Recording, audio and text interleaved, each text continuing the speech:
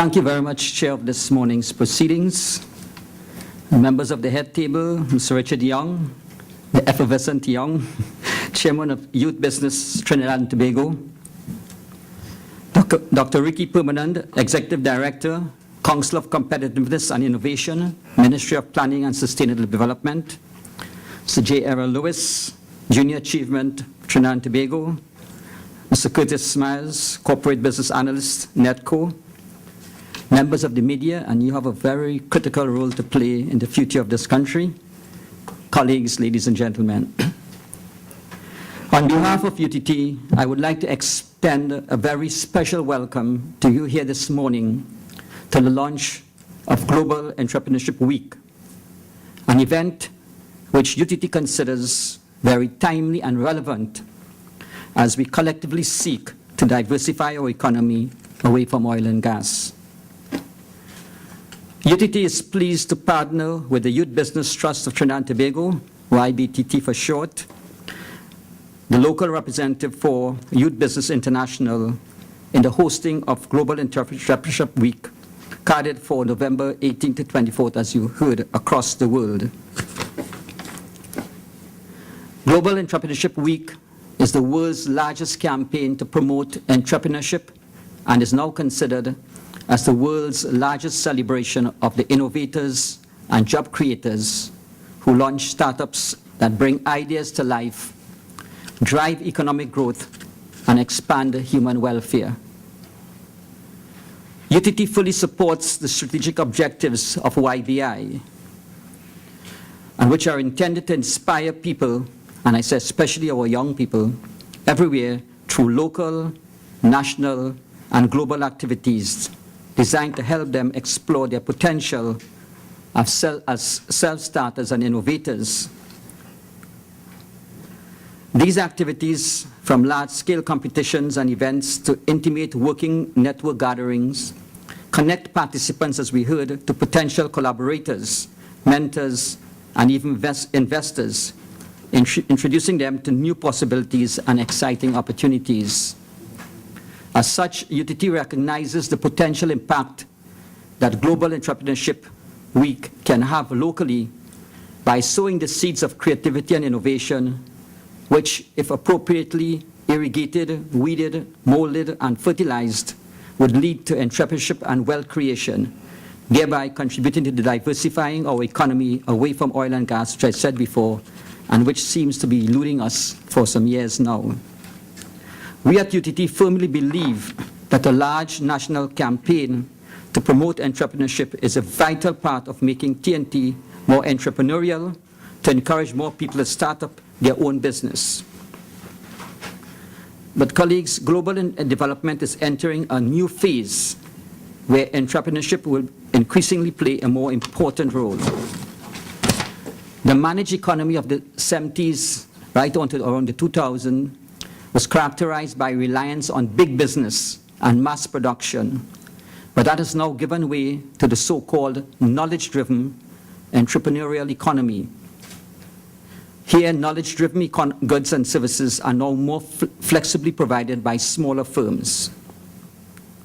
However, the emergence of a creative class requires less interference, but more facilitation by state if we are going to achieve any success. It is now a well-known edict that entrepreneurial education and training is equivalent to growth and business creation. Investing in entrepreneurship education is one of the highest return investments a country can ever make. And recent surveys in the European Union have shown that between 15% to 20% of students who participate in mini-company programs in secondary school will later start their own company, a figure which is about 3 to 5 times that for the general population. The seeds of creativity and innovation, and this is a very important statement as far as I'm concerned, starts not at the tertiary level, but at the preschool and primary school. It is simply reinforced at the secondary and tertiary level. So I think we'd be making a serious mistake if we simply concentrate at the tertiary level. Recent research has shown, again at MIT, where 1 out of every 3 graduates at MIT end up in the Silicon Valleys and the Silicon Alleys of the world. And they wanted to know why the other 2 did not.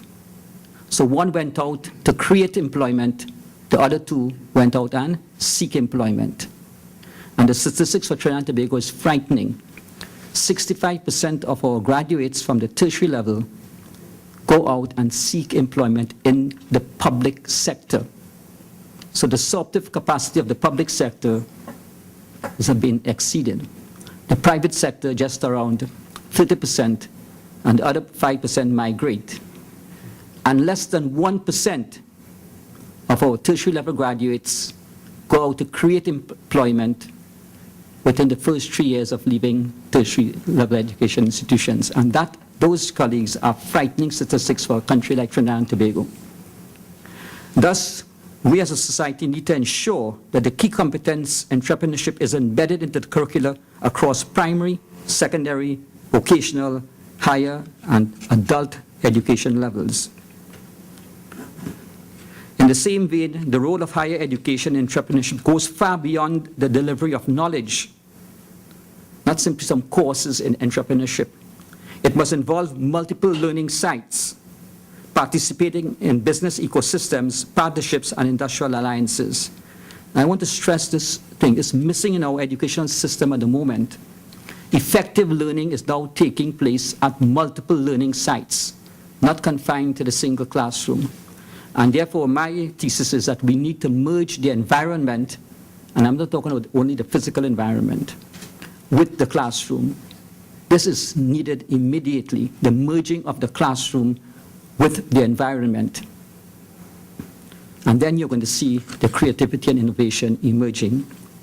With high-tech and high-growth enterprises increasingly becoming a focus of entrepreneurship, related public policies, our higher education institutions must now of necessity be active components of our country's innovation policies. And if you want to read about that, you should go to the European Commission's book on rethinking education strategy and entrepreneurship. Now, every day we are reading on the newspapers about, even the World Bank is doing this, rich countries, poor countries, developing countries, those with emerging economies. And I want to put forward the thesis this morning that that classification should be thrown into the waste paper basket. And I say this because we are living in a knowledge economy, a knowledge society. And the countries of the future, colleagues, are those countries which will take knowledge and create wealth through entrepreneurial activities for the benefit of all its people. And it's that thesis which I put forward this morning for my new classification of the world order. And that is classification 1, or A, are those countries which create knowledge and use knowledge to create wealth for the benefit of its people. Category 2, of course, are those countries which use knowledge to create wealth. And the third category is simply those that do not create knowledge nor use knowledge to create wealth. And I pose this question this morning: where is Trinidad and Tobago in this new world order? And what do we need to do as a society to move into category A? And this definition which I propose has nothing to do with gold and silver, oil, or uranium, etc. It has to do with what? Knowledge. And therefore, knowledge is not the birthright of any so-called developed country. So a country like Trinidad and Tobago can be, in fact, category 1. And I think that Global Entrepreneurship Week is something geared to assist in that.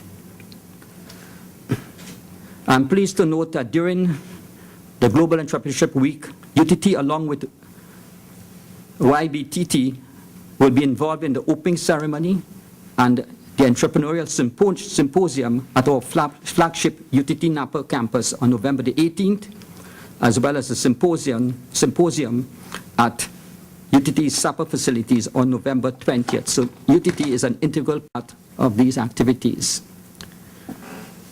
UTT will also be engaging in a GEW Student Challenge entrepreneurial competition across all our campuses. And we have 12 of them.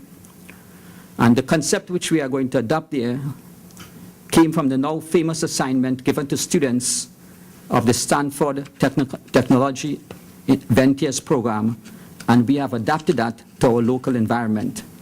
And in summary, what that involves is that each one of our participants, and we are putting them in teams of 5, will be given $100 TT, a specific time period, very short, to carry out a commercial activity aimed at making a profit.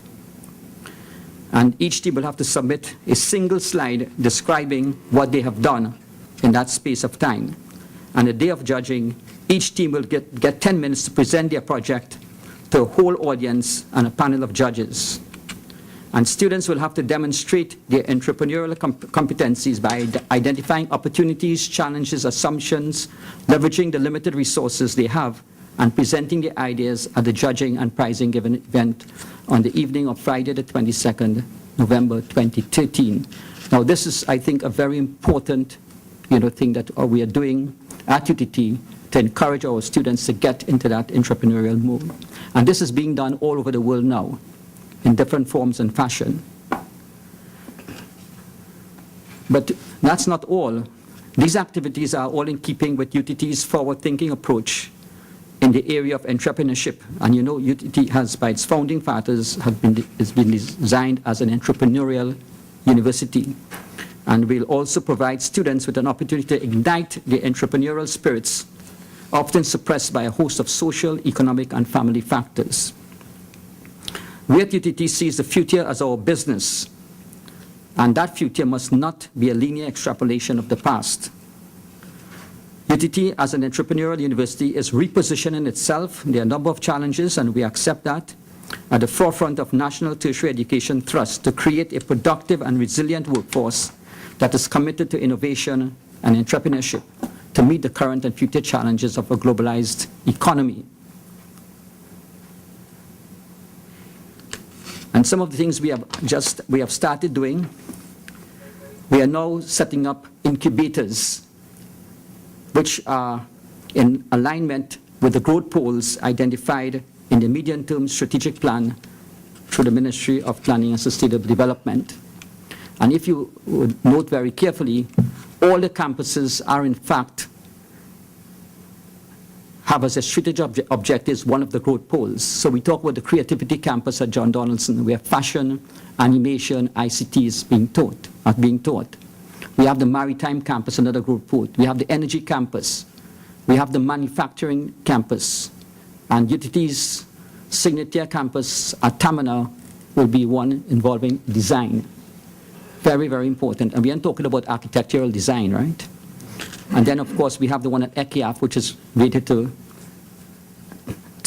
food security. So every one of the campuses is, in fact, aligned to the growth poles.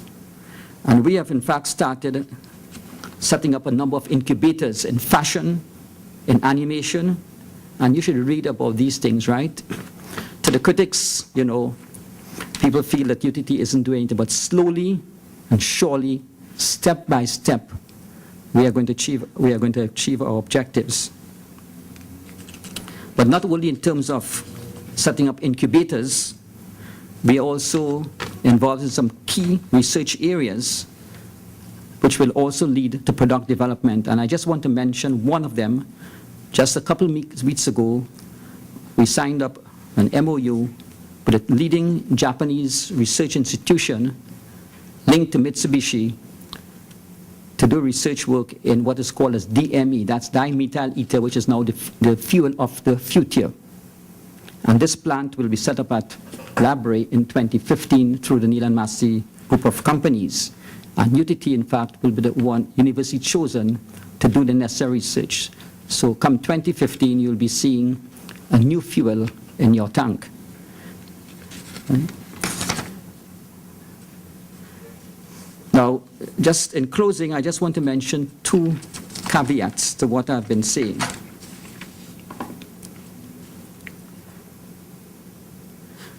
I want to point out that if we are going to migrate to an entrepreneurial-driven economy, the role of the state to support entrepreneurship through different phases of development is very critical to success. But there are 2 caveats in that. The first is that for entrepreneurs to play an appropriate role, the role of the state remains important, if not more so than before, as regulators and gatekeepers, because in the absence of appropriate rules of the game, entrepreneurship may result in undesirable social outcomes, including corruption, crime, speculation, and financial crisis, and may worsen the vulnerabilities of our people during a national crisis. So we have to ensure that the rules of the game are well defined. And the second caution is here, that while entrepreneurship may raise economic growth and material welfare, it may not always result in improvements in non-material welfare, in the happiness of its people. That's very important. And I quote from a document coming out of the European Union: promotion of happiness is increasingly seen as an essential goal. The recent Commission on the Measurement of Economic Performance and Social Progress recommended that the time is ripe for a measurement system to shift emphasis from measuring economic production to measuring people's well-being. And as someone said, I think just last week, that the evidence of a developed country is not when the rich people of your society travel in their SUVs to work, but when they take the public transport to work. Thus, entrepreneurship may spur economic development if appropriately supported by the state. And entrepreneurship may also make nations happier, but only up to a point if we don't put the correct systems in place. But it's just like Shakespeare said, if music be the food of love, play on. Give me excess of it, that surfeiting appetite may sicken and suffer. Thank you very much.